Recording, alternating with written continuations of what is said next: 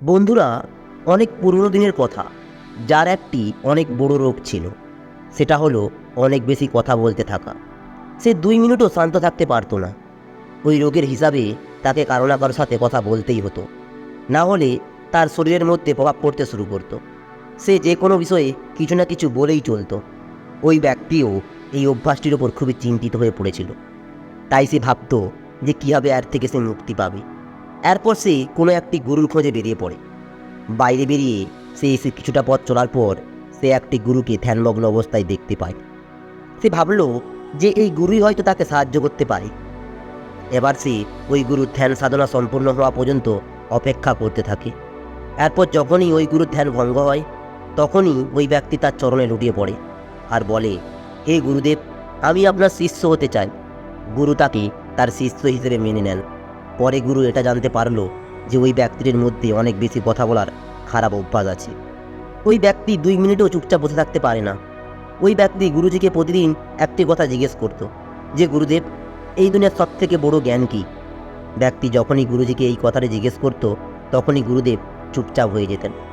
তিনি কিছুই বলতেন না, কারণ গুরুজি জানতেন যে এই শিষ্যের অনেক বেশি কথা বলার অভ্যাস আছে। তাই একে এখন সব থেকে বড় জ্ঞানের কথা বলা ব্যর্থ। এই জন্য তিনি চুপ হয়ে যেতেন, কিছুই বলতেন না। ওই শিষ্যটি প্রতিদিন পাশের গ্রামে ভিক্ষা চাইতে যেত। সেখানে ভিক্ষা করে যা কিছু পেত, সেগুলোকে সে তার আশ্রমে নিয়ে আসতো। গুরুজি তাকে সবসময় চোখে চোখে রাখতেন, কারণ তিনি জানতেন যে এই ব্যক্তি অনেক বেশি কথা বলেন। এরপর একদিন ওই ব্যক্তি একটি গ্রামে ভিক্ষা চাইতে যায় এবং গ্রামের মধ্যে একটি ঘরে সে ভিক্ষা চাইতে শুরু করে। এখন তার অনেক বেশি কথা বলার অভ্যাস ছিল। সে 2 মিনিটও চুপচাপ থাকতে পারতো না। এই জন্য সে ঘরের মধ্যে নজর ঘোরায় এবং তার ওই নজর ঘরের মধ্যে থাকা একটি মহিষের ওপর পড়ে। ওই মহিষটির শরীর ছিল অনেক মোটা আর তাদের ঘরের দরজা ছিল একটু ছোট। তখন শিষ্য ঘরের মালিককে বলে, যে ভাই, আপনার মহিষ তো খুবই মোটাসোটা, আর আপনার এই ঘরের দরজা খুবই ছোট।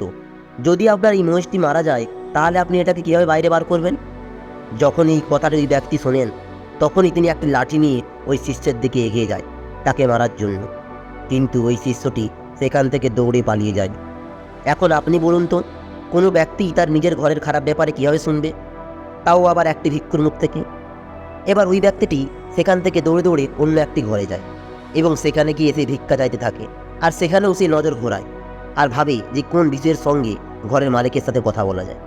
ঠিক তখনই সামনে একটি মহিলা বসেছিলেন আর সে মহিলাটিকে বলল, হে দেবী, যে আপনি নিজের হাতে এত সুন্দর সুন্দর চুড়ি পরে আছেন, কিন্তু যদি আপনার স্বামী মারা যায়, তাহলে আপনি চুড়িগুলো কি করবেন? ঠিক তখনই ওই মহিলা ক্রোধিত হয়ে ওঠেন এবং একটি লাঠি নিয়ে তার পিছনে ছুটে চলে যান। ওই মহিলাটি বলতে থাকেন যে একটি ভিক্ষুক তার নিজের মুখ দিয়ে কীভাবে এই কথা বলতে পারে? একে তো আমি আপনাকেই ভিক্ষা দিচ্ছি, আবার তার উপরে আপনি আমার স্বামীকে মেরে ফেলছেন। এটা বলে ওই মহিলা ওই শিষ্যটিকে তার নিজের ঘর থেকে বাইরে বের করে দেন। এখন ওই শিষ্যের এটাই অভ্যাস ছিল, এই জন্য সে অনেক মারও খেয়েছে, কিন্তু তবুও তার এই অভ্যাসটা যায় না। এই কারণের জন্যই ওই শিষ্য কোনো গ্রামের মধ্যে ভিক্ষাই পায় না। এই জন্য সে এক গ্রাম থেকে অন্য গ্রামে ছুটে চলে। এরপর সে যখন একটি জঙ্গলের মধ্যে পৌঁছায়, তখন সে সেখানে একটি মানুষের কঙ্কাল দেখতে পায়। সে ভাবে যে এখানে মানুষের কঙ্কাল কীভাবে এলো। সে এবার ওই মানুষের কঙ্কালের দিকে এগিয়ে যায় এবং সেখানে গিয়ে সে দেখে যে কঙ্কালটি কথা বলছে। ওই কঙ্কালটি বলে, যে ভাই, তুমি কে? তখন ওই শিষ্য একটু ভয় পায় এবং বলে, যে আমি তো একজন ভিক্ষুক, আর সারাদিন আমি ভিক্ষা চেয়ে বেড়াই, কিন্তু তুমি কে, আর এখানে কি করছো? তখন মানুষের এই কঙ্কালটি বলে, যে আমি একজন শিকারী, আর অনেক বেশি কথা বলার জন্য আমি এখানে পৌঁছে গেছি। তখন এই শিষ্যটি ভাবে যে একটি কঙ্কাল কীভাবে কথা বলতে পারে? এর মধ্যে কোনো জীবন নেই, রক্ত নেই, মাংস নেই, এটা তো শুধুমাত্র একটি কঙ্কাল। তাহলে এই কঙ্কাল কীভাবে কথা বলতে পারে? যদি এই ব্যাপারটা আমি রাজাকে গিয়ে বলি, তাহলে হয়তো রাজা আমাকে অবশ্যই পুরস্কৃত করবেন। এই জন্য ওই শিষ্যটি জঙ্গল থেকে বেরিয়ে দৌড়ে রাজার দরবারে পৌঁছান। এরপর ওই রাজার কাছে গিয়ে তাকে ওই সমস্ত কথা খুলে বলে। রাজা প্রথমে তো ভাবে যে এই ব্যক্তি নেশাভান করেছে, আর পুরস্কার পাওয়ার লোভে তিনি উল্টাপাল্টা কথা বলছেন। এরপরও ওই শিষ্যটি যখন নিজের কথায় অটল থাকে, তখন রাজা বলেন, ঠিক আছে, যদি তোমার কথা সত্যি হয়, তাহলে তোমাকে পুরস্কৃত করা হবে, আর যদি সত্যি না হয়, তাহলে তোমাকে ফাঁসিতে ঝুলানো হবে। শিষ্যটি বলেন, হে মহারাজ, আমি মিথ্যা কথা কেন বলবো? আপনি জঙ্গলে গিয়ে নিজে দেখুন, আর তারপর আমার কথা বিশ্বাস করুন। এরপর রাজা আদেশ দেন যে 4 জন সেনা তার সঙ্গে যাও, আর যদি আর কথা সত্যি হয় তাহলে এই ব্যক্তিকে কাঁধে তুলে নিয়ে আসবে, আর যদি আর কথা মিথ্যে হয় তাহলে একে টানতে টানতে মহলে নিয়ে আসবে। এরপর যখনই সেখানে 4 জন সেনা গিয়ে পৌঁছায় তখনই সেখানে তারা দেখে যে একটি কঙ্কাল পড়ে আছে। এরপর ওই শিষ্য সেই কঙ্কালটিকে জিজ্ঞেস করে যে তুমি এখানে কি করে পৌঁছালে, কিন্তু কঙ্কাল কোনো উত্তর দেয় না। বারবার কঙ্কালকে সে এই প্রশ্নকে জিজ্ঞেস করে, কিন্তু কঙ্কাল কোনো মতেই কিছু উত্তর দেয় না। এরপর অনেকটা সময় পার হওয়ার পর ওই সেনারা তাকে ধরে ফেলে এবং টানতে টানতে তাকে রাজমহলে নিয়ে আসে। আর রাজার কাছে এসে বলে, হে মহারাজ, এই ব্যক্তি তো মিথ্যা কথা বলেছেন, ওখানে একটি কঙ্কাল তো আছে, কিন্তু সেটা কীভাবে কথা বলতে পারে? ইনি একজন মূর্খ ব্যক্তি, উনি তো কিছুই জানেন না।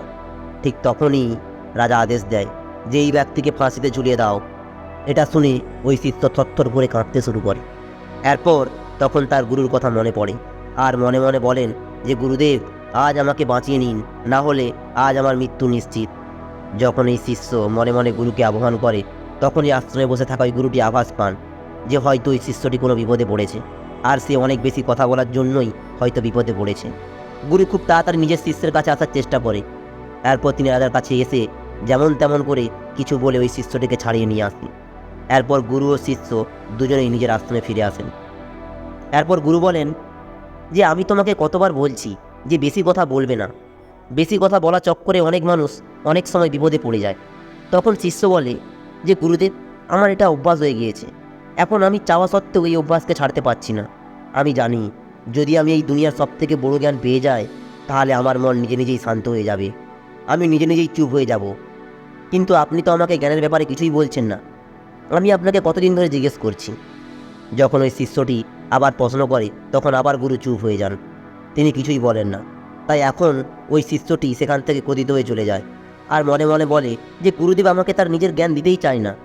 তারপর শিষ্য আশ্রমের এক কোনায় গিয়ে বসে যায়। রাতের অন্ধকার নেমে আসে, এই প্রকৃতিতে থাকা সমস্ত জিনিস নিদ্রায় চলে যায়। শিষ্যটি আকাশের দিকে তাকিয়ে থাকে, আকাশের সমস্ত তারা জ্বলজ্বল করতে থাকে। ওই সময় শুধুমাত্র রাতের একটি শান্ত আওয়াজ পাওয়া যাচ্ছে, যেটা রাত্রের অন্ধকারে সবসময় শোনা যায়। ঠিক তখনই শিষ্য ধীরে ধীরে একটা জিনিস অনুভব করতে পারে, সেটা হলো মৌনতা। সে সঙ্গে সঙ্গে অনেক খুশি হয়ে ওঠে। ওই সময় সে একটি আলাদা শান্ত অনুভব করতে পারে, আর তার মনে হয় যে দুনিয়ার সবথেকে বড় জ্ঞান হলো হয়তো এটাই। আর এই গুরুদেব আমাকে সবসময় এটাই বলে আসছেন। যখনই আমি তাকে কিছু জিজ্ঞেস করতাম তখনই তিনি শান্ত হয়ে যেতেন, তিনি কিছুই বলতেন না। আর এটাই হলো দুনিয়ার সবথেকে বড় জ্ঞান। অনেক সময় বেশি কথা বলার চক্করে অনেকবার অনেক জায়গায় আমি ফেঁসেছি, আর তখন আমাকে গুরুদেব উদ্ধার করেছেন। আর গুরুদেব আমাকে প্রত্যেকবার জ্ঞান দিয়েছেন, কিন্তু আমি এই জ্ঞান বুঝতে পারি না। এরপর ওই শিষ্যটি সেখান থেকে উঠে গুরুর পাশে গিয়ে বসে, চুপচাপ কোনো কিছু কথা না বলেই। ঠিক তখনই গুরু বুঝে যান যে শিষ্য মৌনতা পেয়ে গেছে। তখন গুরু তাকে বলেন যে এই দুনিয়ার সবথেকে বড় জ্ঞান মৌনতা নয়, কিন্তু এই মৌনতাই হলো একমাত্র রাস্তা এই দুনিয়ার সবথেকে বড় জ্ঞান পাওয়ার জন্য। সবথেকে প্রথমে আমাদের মৌন হতে হবে, তবেই আমরা সবথেকে বড় জ্ঞান অর্জন করতে পারবো। এরপর গুরুদেব বলেন যে এই দুনিয়ার কোনো শব্দ মৌনতার থেকে বড় হতে পারে না। মৌনতা হলো একটি তপস্যা, একটি সাধনা। এই মৌনতাকে যে কেউ ধারণ করতে পারে না, আর যেই ধারণ করবে তিনি এই দুনিয়ার সবথেকে বড় জ্ঞানের চরম পর্যায়ে পৌঁছে যাবেন, সবথেকে বড় সুখের চরণে পৌঁছে যাবেন। আর তার মনের মধ্যে কোনো রকম প্রশ্ন থাকবে না, সমস্ত প্রশ্ন শেষ হয়ে যাবে, তার মনের মধ্যে কিছুই বেঁচে থাকবে না, আর মন সম্পূর্ণ শূন্য হয়ে যাবে। শুধুমাত্র একটি বিন্দু বেঁচে থাকবে, আর ওই বিন্দুর মধ্যে জ্বলতে থাকবে আসল বৌদ্ধের প্রদীপ। অবশেষে শিষ্য বলে যে গুরুদেব, আমি কীভাবে মৌন বা চুপচাপ থাকবো? আমি যখনই ধ্যান করতে বসি তখন আমার মন কোনো এক জায়গায় থাকে না, আমার মনের মধ্যে নানা ধরনের বিচার উৎপন্ন হয়। আমি যতই মৌন থাকার চেষ্টা করি ততই আমার মনের মধ্যে বিচার উৎপন্ন হয়। এই অবস্থায় আমি কি করব? তখন গুরুদেব বলেন আমার কথাগুলোকে খুবই ধ্যান দিয়ে শোনো, যে যখন ধ্যান করতে বসবে তখন তোমার মনকে যে কোনোভাবেই শান্ত করতেই হবে। এটাকে একটি ছোট্ট কাহিনীর মাধ্যমে বোঝো। একটি কৃষক ছিল, সে এক গুরুর কাছে যায় এবং সেখানে গিয়ে বলেন, হে গুরুদেব, আমি অনেক কাজ করে ক্লান্ত হয়ে পড়ি, আমাকে কিছু আপনি সমাধান দেন। তারপর গুরু ওই কৃষকটিকে একটি জিন দেন এবং তাকে বলে, তোমার যে সমস্ত কাজ আছে ওই সমস্ত কাজ এই জিনকে বলবে, এই জিন তোমার সমস্ত কাজ করে দেবে। কিন্তু হ্যাঁ, একটি কথা সবসময় মাথায় রাখবে, একে কখনো খালি রাখবে না। যদি আগে খালি বসিয়ে রাখো তাহলে তোমাকে এই জিন খেয়ে ফেলবে। কৃষক বলে যে গুরুদেব, খালি বসে থাকার তো কোনো কারণই নেই, কারণ আমার কাছে যা কাজ আছে এটি সারা জীবনই ব্যস্ত থাকবে। এরপর ওই কৃষক সেই জিনটিকে নিয়ে বাড়ি চলে যায়। ওই জিন যে কোনো কাজকে তাড়াতাড়ি করে ফেলতো। সে সঙ্গে সঙ্গে কৃষকের সমস্ত কাজ শেষ করে ফেলে। এরপরে কৃষক তার প্রতিবেশীদেরও সমস্ত কাজ তাকে করায়, তবুও সে ওই কাজ সব শেষ করে দেয় আর বলতে থাকে যে আমাকে তাড়াতাড়ি কাজ দাও, না হলে আমি তোমাকে খেয়ে ফেলবো। এখন কৃষক এই জিনিসটি থেকে খুবই বিরক্ত হতে থাকে। সে আবার ওই জিনকে তার গুরুর কাছে নিয়ে যায় আর বলে যে এখন এর সমাধান বলুন। এই জিন তো খুবই তাড়াতাড়ি কাজ শেষ করে ফেলে আর আমাকে খেয়ে ফেলার কথা বলে। এরপর গুরু ওই জিনকে ওই কৃষকটিকে একটি ক্ষেতের মধ্যে নিয়ে যায়। সেখানে গিয়ে জিনকে বলে যে একটি বাঁশের লাঠি নিয়ে আস। জিন সঙ্গে সঙ্গে একটি বাঁশের লাঠি নিয়ে আসে। এরপর গুরুদেব ওই বাঁশের লাঠিটিকে ক্ষেতের মধ্যে একটি গর্ত করে রেখে দেয় আর ওই জিনটিকে বলে, এরপর যখন তোমাকে কৃষক কোনো কাজের কথা বলবে তুমি সঙ্গে সঙ্গে তার সমস্ত কাজ করে দেবে। এরপর যখন তোমার কাজ কোনো থাকবে না তখন তুমি এখানে সেই বাঁশের লাঠির মধ্যে চলবে আর নামবে। খালি সময়েই এটাই হবে তোমার একটিমাত্র কাজ। এটি শুনে কৃষক খুবই খুশি হয়ে ওঠে, কারণ সে তার সমস্যার সমাধান পেয়ে গেছে। এখন তার কাছে যদিও কোনো কাজ না থাকে তাহলে জিন ওই লাঠির মধ্যে উঠবে আর নামবে। এখন সে কৃষককে আর বিরক্ত করবে না। ঠিক এইরকমই আমাদের ধ্যানের সময় নিজেদের মনকে শ্বাস প্রশ্বাসের মধ্যে বেঁধে ফেলতে হবে। যখনই শ্বাস প্রশ্বাস বাইরে বের হবে তখনও মনও বাইরে বের হবে, আর যখন ঢুকবে তখন নিজের ভেতরে। ধীরে ধীরে এটা অভ্যাস করে চলো, দেখবে ধীরে ধীরে তোমার মন শান্ত হয়ে যাবে। এমনটা নয় যে তুমি শুধুমাত্র এটা ধ্যান করার সময় করবে। যখনই তুমি কোনো কাজ করছো, কোথাও যাচ্ছ বা কারোর সাথে কথা বলছো, তখনই ওই সময় মৌন অবস্থায় থেকে শ্বাস প্রশ্বাসের উপর ধ্যান দাও। নিজের মনের ভেতরে আওয়াজকে শোনো, শ্বাস প্রশ্বাসের আওয়াজকে শোনো, আর তার সঙ্গেই নিজের মনকে জুড়ে ফেলো। দেখবে ধীরে ধীরে তোমার মন শান্ত হয়ে যাবে। যখনই কাউকে কিছু বলতে হবে, কাউকে জ্বর দিতে হবে, তখনই আগেই মনে মনে ভেবে নাও যে কী বলতে হবে। এরপর কমসে কম 5 সেকেন্ড থেমে যাও আর এরপরই সামনের ব্যক্তিকে জবাব দাও। এতে তোমার অনেক বেশি কথা বলার অভ্যাসও কম হয়ে যাবে। আর তোমার কাছে বলার জন্য যখন 2টি কথা থাকবে তখন তার মধ্যে তুমি 1টি কথা বলবে, আর তোমার কাছে যখন 3টি কথা থাকবে তখন তার মধ্যে তুমি 2টি কথা বলবে। এইভাবে ধীরে ধীরে তোমার অনেক কথা বলার অভ্যাস কমে যাবে। কারণ আমাদের মনকে শান্ত করার আগে চুপ তো থাকতেই হবে, আমাদের মুখকে তো বন্ধ করতেই হবে। মনের মধ্যে শান্তি বলে কিংবা লিখে আনা যায় না, এটাকে শুধুমাত্র অনুভব করা যায়। আর যখন তুমি মৌন হয়ে এই শান্তকে অনুভব করবে তখন তুমি এর আসল গুরুত্বকে বুঝতে পারবে। এখন ওই শিষ্য মৌনতার শক্তিকে বুঝে ফেলেছিল, আসল শক্তিকে অনুভব করে ফেলেছিল। আমাদেরও জীবনে নিজেদের মৌন থেকে তার গুরুত্বকে বোঝা উচিত। এই মৌনতার মধ্যে যে শান্তি আছে, কারণ এত বড় বড় সাধু সন্ন্যাসীরা এমনকি ভগবান বুদ্ধও এই মৌনতাকে সর্বোপরি বলে মনে করেছেন, সব থেকে বড় শান্তি বলে মনে করেছেন, এবং জ্ঞানের সব থেকে প্রথম রাস্তা বলে বিবেচনা করেছেন। তাই আমাদেরও মৌন হয়ে নিজেদের মনকে শান্ত করে এর অনুভব করা উচিত। তো বন্ধুরা, আমি আশা করছি এই কাহিনীটি থেকে আপনারা অনেক কিছু শিখতে পেরেছেন।